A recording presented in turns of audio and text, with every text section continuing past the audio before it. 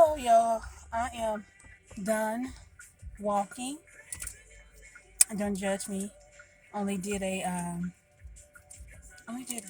mile today, but I think that's pretty good considering it's been almost like he said a month and a half. But at the end of this week, it would have been 2 months I have not worked out. So I'm back at it. Gotta get rid of this weight that I gained. I think it all started not because of the incident of colliding with the car, but I had such great plans that I wanted to do for my 49th birthday. And because I wasn't able to move around because I was still sore and swollen and hurting uh, from my uh, colliding with the car, that I couldn't do anything that I had planned. Now, excuse me, I got sweat. I hate people getting on here sweating. Like, I don't want to see your sweat, especially if you only walked um, a mile. But anyway, so I'm starting over. No, I keep saying starting over. I'm not starting over. I'm getting back at it. I put more on myself than I should have because uh, I wasn't getting up walking. I wasn't doing anything. To be truthful, I couldn't do anything until about 2 weeks ago. So 2 weeks ago was the first time I wasn't in pain or aching or swollen. So it's been 2 weeks that I've done nothing but eat and eat. So I'm back at it because I'll be 50, and if God bless me to see 50 next year, I will see it, and I will see it different and change. Y'all ever been in a season where old things keep trying to pop back up and come back? That's where I'm at. And then it started like phone calls. It started with thoughts. It started with, I mean, just really, like, even before I went to Oklahoma back in July, I wasn't eating meat, and I know my family can cook. So I had already made in my mind, I'm going to eat. I made up in my mind before I got there. I'm going to partake in some meat. I hadn't eaten meat in over a year. I hadn't eaten pork in I don't know how long. Hadn't eaten red meat. I hadn't eaten any meat in over a year, but I had made a conscious decision in my mind. It popped in my mind. Oh my God, my family cook. They're gonna be grilling, they're gonna be cooking. I'm gonna be the only one there not eating meat. I'm gonna do it. And y'all, I believe it's First James or First John. I think it's First James, where it tell you that that sins they first come with a thought that you don't cast down, that you begin to think about that thought over and over again until you act upon it. So I thought about the cooking and the food that I had been missing, and that led to a conscious decision of, when I get there, I'm going to eat meat. Now, forget about all the weight I've lost. Forget about how I was feeling so good without eating meat. Forget about all the benefits that had come along with me working out and stop eating meat. So not only have this almost 2 months that I haven't worked out, but I incorporated meat. Then I'm wondering why I got this double chin again, this fat neck again, and my face all filled out again. But you know what? I'm learning. I'm learning that uh, weight loss isn't easy, no matter how old you are or how young you are. I'm learning that if I want it bad enough, I'm going to do something about it. I'm also learning that God actually cares about my weight because uh, when I first uh, the collision first happened, not too long after that, I was like, I'm gonna get up and I'm gonna go. And everything inside of me was like, don't, be still, just rest.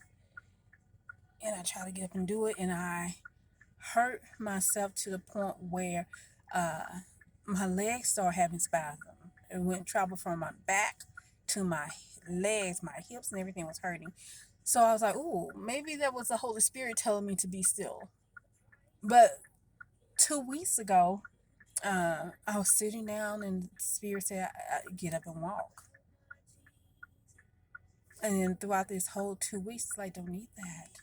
That's not good for you. Don't eat it. I didn't listen. Now I can't fit into clothes. And y'all, I got rid of my 24s. I'm not going back there no more. I'm not going back to 24s. I was getting into 20s. Now I'm now 22. So like, girl, we old friends. But we're not gonna be friends that long.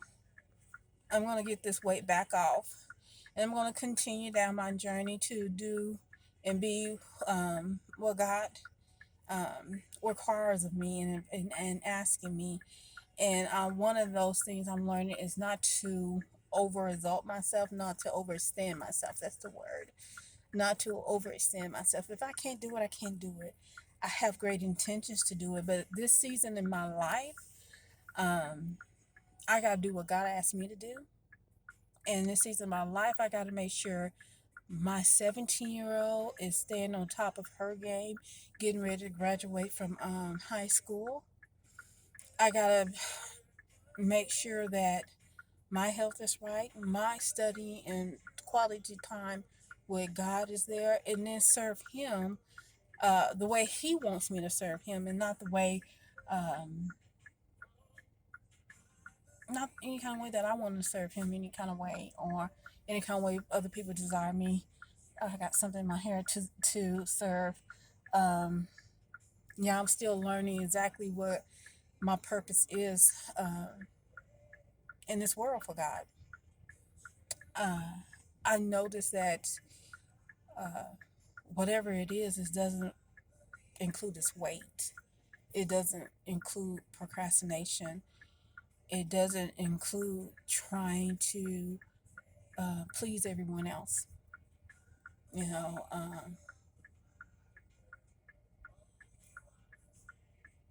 I think a lot of time we hold on to weight because we hold on to the weight in our mind. Um, we hold on to weight that have us bound, and although you have great intentions, until you release the weight in your mind, you won't have the strength to release the weight on your flesh that's covering these bones. When you've been through things that I've been through, when you've seen things that uh, I've seen, and you've done things that I've chosen to do to survive, you carry that weight around. And when God released me to tell my story, I'm going to do exactly that without regards to what other people might think or what they may feel or what they may say that should remain quiet or to yourself. Or, you know, I tell everyone there's a difference between being ashamed and being embarrassed. Embarrassed is the world finding out and they're calling you all kinds of names. They call you all kind of adjectives, and you're embarrassed because people are talking about it and they know it and they laughing and they're grouping you in certain categories. But a shame is now I'm standing in front of God knowing I was doing all that dirt and He loved me anyhow. He was just waiting for me to come to my senses that He was waiting there for me. So yeah, I'd rather be ashamed than embarrassed. Don't get me wrong. There's some things that I'm like, Lord, keep me covered. But I I am beginning to believe the saying that if you don't tackle the weight in your mind, you won't be able to tackle the weight on your body. And there's been such a stigma in the black culture that you don't get counseling, or you don't talk about things that happen. You get over it. You tough it out. I see a lot of people tough it out. That happened when you were a kid. Baby boo, you can't tell me what to tough out. I tough out the situation while I was going through it. Now you want me to tough it out at 40 something, 50-year old? Come on now. When am I going to be able to release? And y'all, I'm ready. I'm ready. I'm ready to release. I'm ready to get what God has for me because I don't want to leave this earth not doing what He required me to do. I don't want to be just a child of God. I want to be a servant of God. And it's hard to serve God when you are so tied up in old mess because you worried about what people are going to say, what people are going to think, how people are going to view you, who's going to believe you, who's not going to believe you. And I used to get with these people who were telling their whole business, and I'm like, why are they telling their business like that? You don't have to be all public with it like that. But you know what?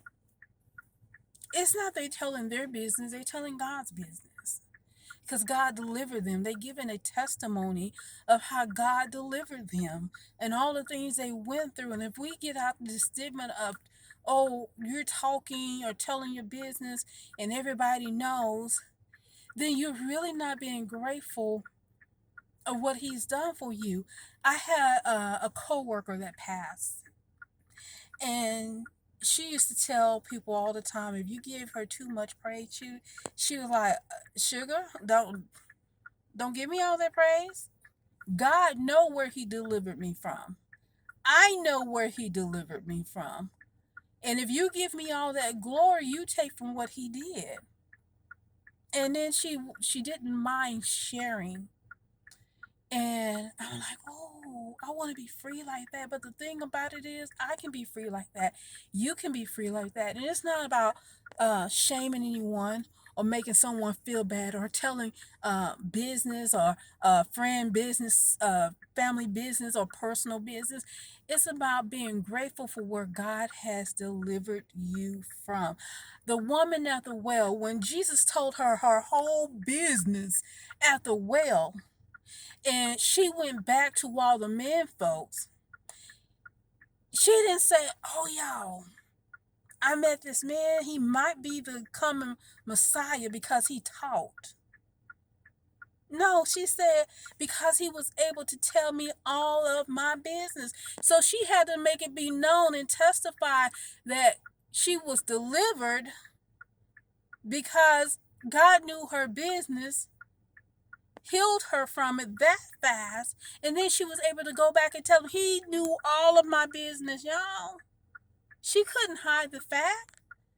She could not hide the fact. When the woman touched the hem of His garment, she had to come clean right then and there with everything. This is me. Hey, 12 years here. It's me.